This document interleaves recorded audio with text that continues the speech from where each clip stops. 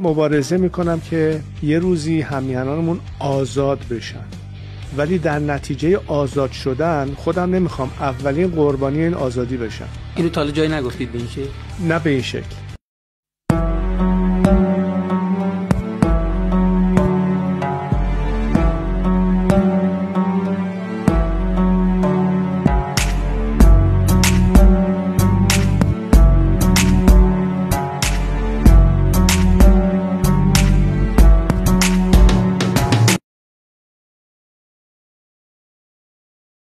اونایی که میگن این یک مسئولیت تاریخی است، میگم آقا جان مسئولیت تاریخی دیگه معنی نداره.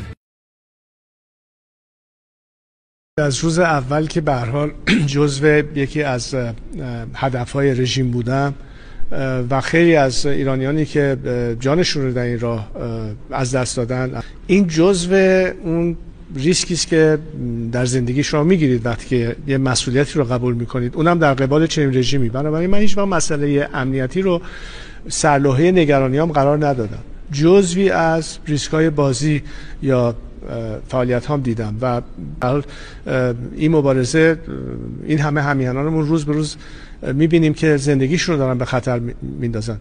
من که تافته جدا بافته‌ای نیستم، منم مثل اونها به خاطر مملکتم حاضرم جونم رو فدا بکنم و این چیزیست که تو روحیه من